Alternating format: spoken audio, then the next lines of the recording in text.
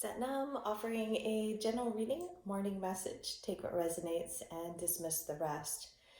It feels like opportunity, like the Ace of Wands, Ace of Swords energy.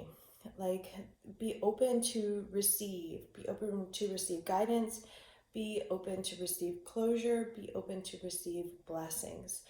And the Ace of Swords energy, that clarity is here, that if you choose to see, the messages, the information, the clarity is there, and trusting what you receive. And you could have mixed emotions, and things might be stirring up, and you're being forced to look at, feel, observe, and explore things that might be uncomfortable. And so maybe an emotion has bubbled and then forced you to kind of look back or redirect how you thought you were going to progress forward. Information, guidance might have been presented to you, something that you might have been questioning, uncertain about, or needed to address, that now it's like in the forefront. And then what I feel like that is an opportunity. There's gifts there, right? And once information is put in your face, there's an opportunity, and we kind of shift between the sense of shame and guilt, because we might have put some of that shame and guilt might be layers of shame and oppression that might be beyond, like, this lifetime, might be beyond you and more into layers of society. But some of those, that guilt could be from you putting yourself aside, and then grieving really yourself, like grieving your opportunity missed, grieving what you chose not to do. And there's still an opportunity to move forward. So there's still forward progression if you choose. Staying in that guilt, staying in that shame weighs you down. And there's a process of grieving what was to allow what can be, and seeing the gifts and giving closure and seeing that lesson. And so grieving the lesson, grieving what was, grieving yourself. Maybe you didn't rise to the occasion. Maybe you weren't true to you. And that's okay, because now you have an opportunity to right those wrongs. You have an opportunity to be true. Because I feel like punishment doesn't serve. Punishment as in pointing the finger of who did what, because the more fingers, if you point your finger out, more fingers are pointing in. Or even self-punishment, of staying in that cycle of guilt and shame, that just perpetuates cycles of like abuse, regret, neglect, neglecting yourself, your own light, and neglecting the opportunity, the call to action to step up to the greater good. Punishing yourself doesn't serve anyone any good. And I say that because I've done that to myself, feeling guilty, even as a parent, and then not stepping up to do what I needed to do to be the best parent, or feeling shame and guilt from cycles of abuse, addiction, and then feeling shame and sadness about that. And that just keeps the cycle. Like, you can't, I found that the more that I put myself down, the more that I shamed myself, the more that I stayed in guilt, it perpetuated whatever cycles of abuse and neglect, and substance use that I really had to step out of. It just didn't do any good. So let's look at the cards, see what they have to say. These are a little bit large, so I have a little bit of time shuffling them.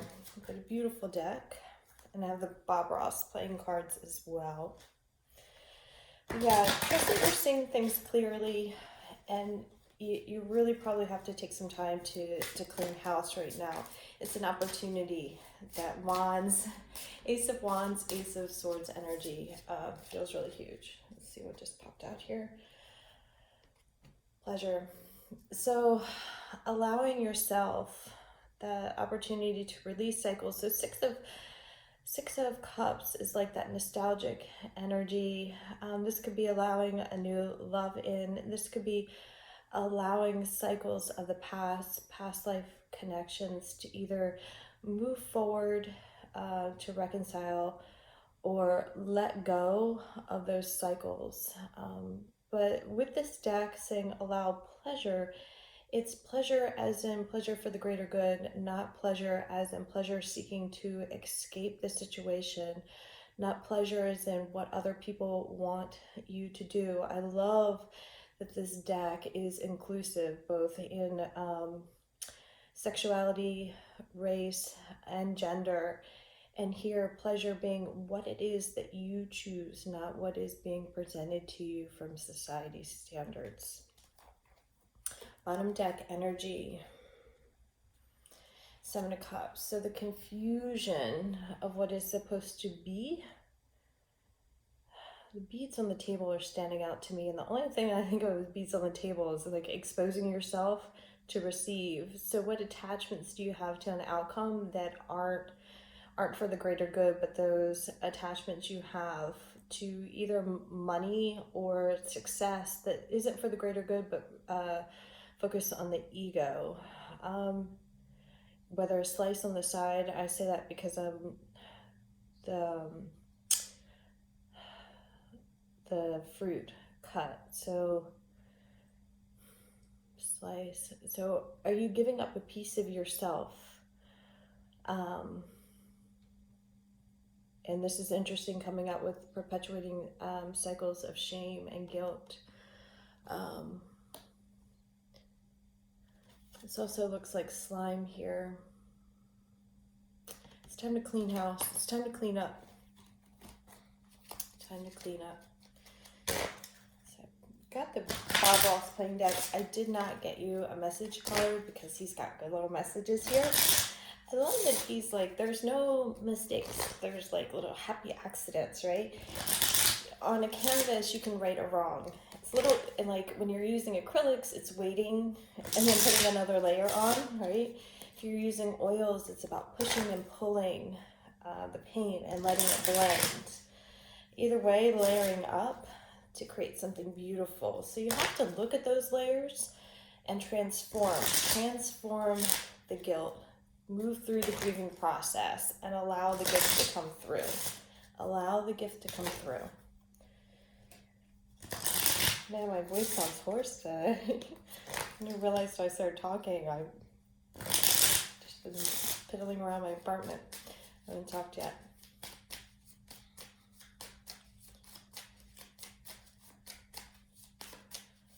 Be mindful not to take it too far.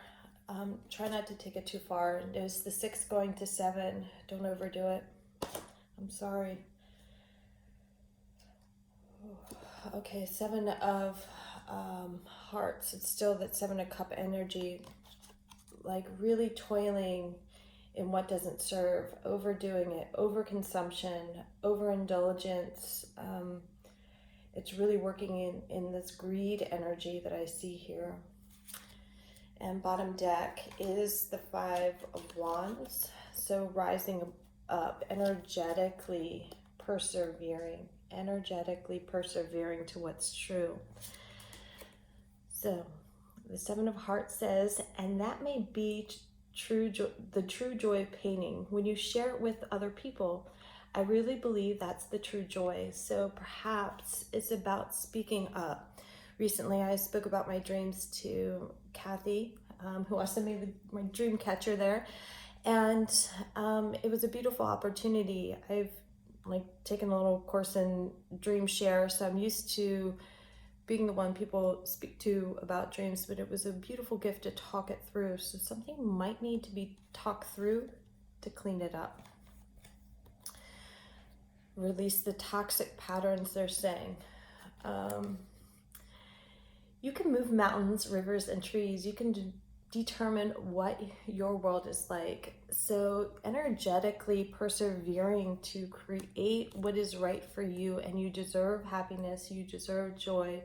Not to punish yourself, but really clean it up and giving this pureness, this pureness rather than overindulgence.